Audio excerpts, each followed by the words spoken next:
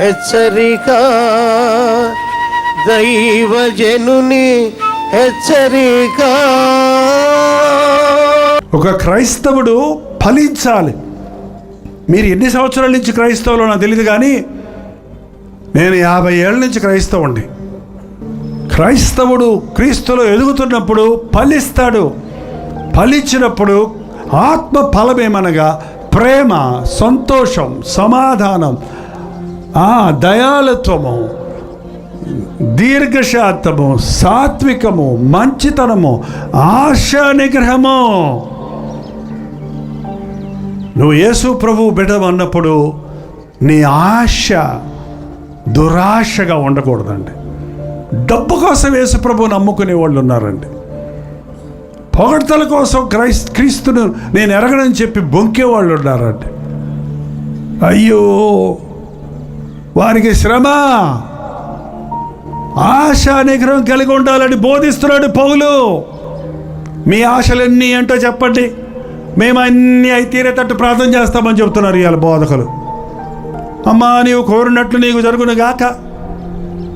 నేను ఇంటికి వెళ్తాడికి నాకు పెద్ద గొలుసు కావాలి, బంగారపు గొలుసు. ఎగదామని కోరికలు. మా పక్కింటి ఆయన అస్తమానం నా మీద గొడవకు వస్తున్నారు. నేను వెళ్ళేటప్పటికి ఆయన పక్షపాతం వచ్చి కొట్టుకుంటా ఉండాలి. ప్రభువా, ఇదే నా ఆశ నాయన. ఏం ప్రార్థనలండి? నీ పొరుగువాడి కోసం ప్రార్థన చేయమంటే, శత్రువు కోసం ప్రార్థన చేయమంటే, ఇలాంటి బుద్ధి లేని ప్రార్థనలు, పనికిమాలిన ఆశలు. నో నో నో నో, నీ ఆశ యేసయ్యలాగా ఉండాలి. ఏంటంటే మా ఆశ క్రీస్తు కొరకు బ్రతకాలి, క్రీస్తు ప్రేమ నాలో చూడాలి, పరిశుద్ధంగా బ్రతకాలనే ఆశ, ఆత్మలను సంపాదించాలనే ఆశ, దేవుణ్ణి మహిమపరచాలనే ఆశ. నాకు తెలియదండి, నేను మాత్రం ఈ 51 సంవత్సరం ప్రభు రక్షించిన తర్వాత ఒకటే ఆశ నాకు. ఎక్కడికి వెళ్ళినా, ఏ ప్రయాణం చేసినా, ఏ మీటింగ్ పెట్టినా, ఏ టీవీ ఇచ్చినా, ప్రోగ్రామ్ ఇచ్చినా, ఒక మనిషిని ప్రభు దగ్గరికి రక్షించాలి, ఒక మనిషిని సిద్ధపరచాలి, పరిపూర్ణ చేయాలి, ప్రభు సాక్షులుగా నిలబెట్టాలి. అంతకు మించిన ఆశలు, మందిరాలు కట్టుకోవాలి, పెద్ద మందిరం కట్టాలి, నాదే పెద్ద మందిరం ఉండాలి అని నేను ఎప్పుడు అనుకోలేదు. అందుకే మాకు మందిరాలు లేవు, అద్దె స్థలాల్లోనే జరుపుతున్నాం. మెడ్రాసులో చిన్న మందిరం మాత్రం ఉంది, అంతే. ఎప్పుడో కట్టింది 20 ఏళ్ల క్రితం. అంతకు మించి మందిరాలు అన్ని ఊర్లో పెట్టేయచ్చు. నేను సభలో మీటింగులు, చర్చిలు పెట్టేయచ్చు, బ్రాంచ్లు పెట్టేయచ్చు. అది కాదు దేవుని ఉద్దేశం. ఏ సంఘంలో ఉంటేమయ్యా, యేసయ్య బిడ్డగా ఉండయ్యా. మీ సంఘానికి నువ్వు వెళ్ళమ్మా, దీవెనకరంగా ఉండమ్మా. దేవుని వాక్యం ఇక్కడేను, వెళ్ళి మీ సంఘంలో నీవు ఆశీర్వదించబడి ఇతరులకు మాదిరిగా ఉండు. దేవుని బిడ్డలు, దేవుని వాక్యం, దేవుని సొత్తు. నీకేంటి స్వార్థం ఇందులో? నిన్ను పిలిచిన వాడు దేవుడు. నువ్వు దేవుని కోసం బ్రతికితే ఆయన నామానికి మహిమ వస్తుంది. ఏంటి మీ ఆశలు? ఒకసారి కాగితంలో రాసి చూసుకోండి మీ ఆశలు ఏంటో.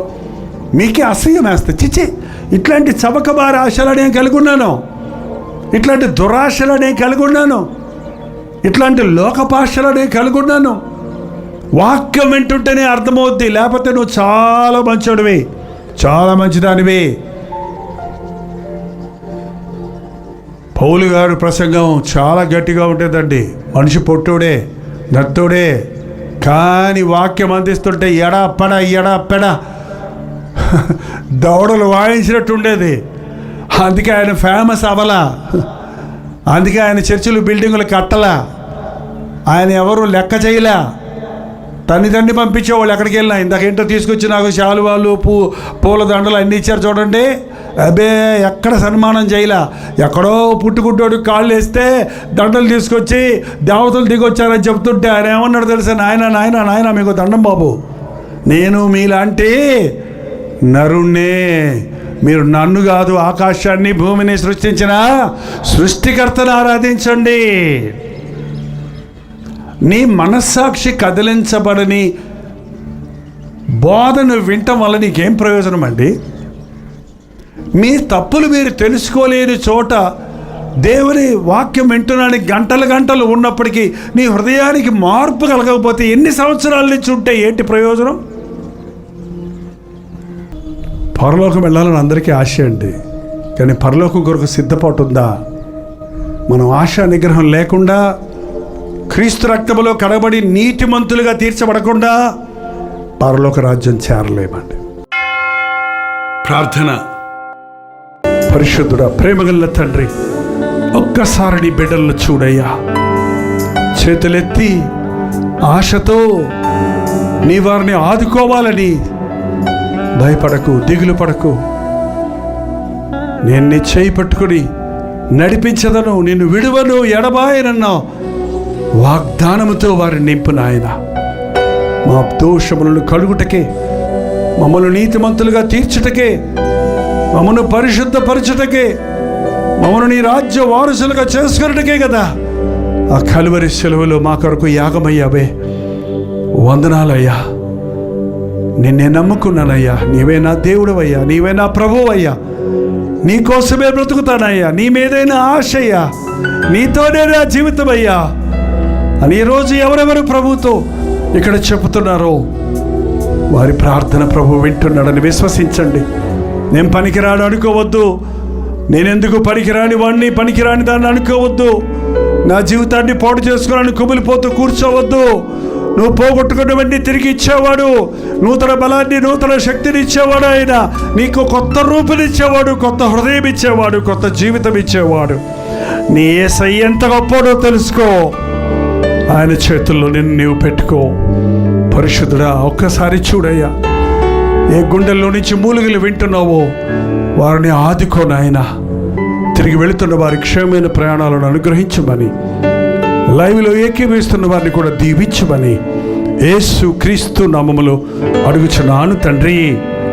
మన తండ్రి అయిన దేవుని యొక్క ప్రేమయు, కుమారుడైన క్రీస్తు యొక్క కృపయు, ఆదరణకర్త అయిన పరిశుద్ధాత్మ యొక్క సహవాసమును కూడి ఉన్న మనందరికీ ఇప్పుడును సదాకాలం తోడై ఉండును గాక. ఆమేన్, ఆమేన్, ఆమేన్.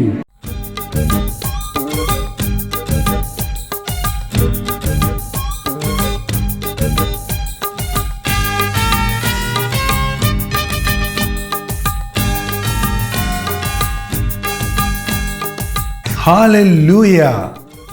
దోహా పరిసర ప్రాంతాల్లో ఉన్న వారికి శుభవార్త. ప్రభుత్వమైతే ఈ నెల నవంబర్ నెల 26, 27 తారీఖుల్లో 2 దినములు ప్రత్యేకమైన సువార్త కూడికలను ఖతర్ దేశంలో ఉన్న దోహాలో ఏర్పాటు చేస్తున్నాం. అక్కడ ఉన్నటువంటి దైవజనులు ఈ మీటింగులు ఏర్పాటు చేయడం జరుగుతుంది. మిమ్మల్ని అందరినీ ఈ మీటింగులకు ప్రేమతో ఆహ్వానిస్తున్నాం.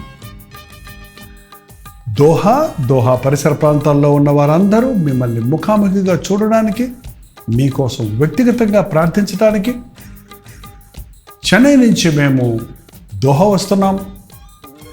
అనుదిన ధ్యానం ద్వారా దేవుని వాక్యాన్ని వింటూ మేలు పొందుతున్న మీరు రండి.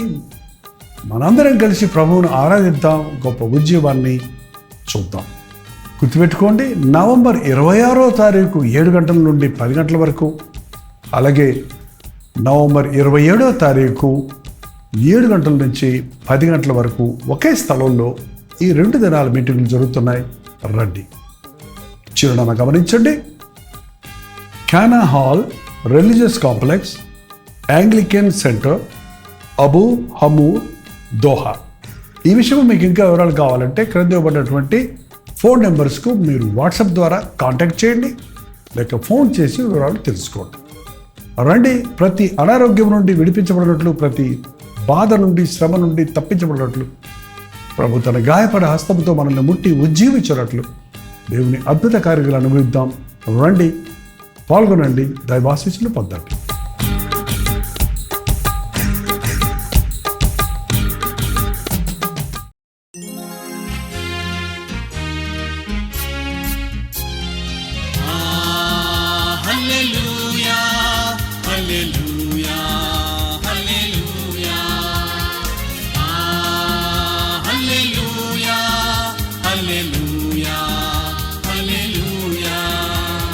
కలువరి ప్రేమే మధుర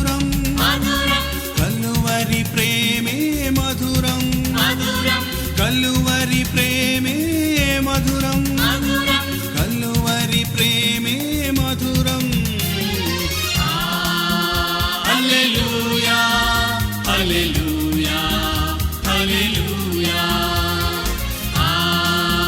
హల్లెలూయా హల్లెలూయా హల్లెలూయా.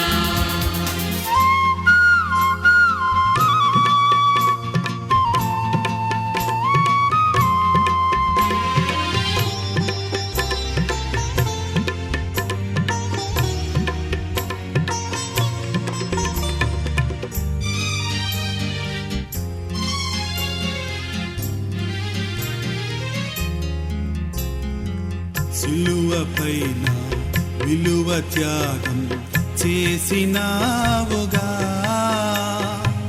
పాపినైనా నా కొరకు చిందించినావుగా, రుధిరం చిందించినావుగా.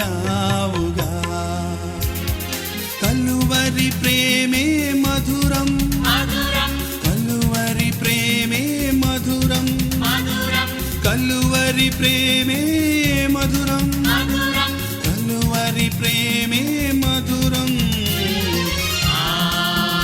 హల్లెలూయా హల్లెలూయా హల్లెలూయా హల్లెలూయా హల్లెలూయా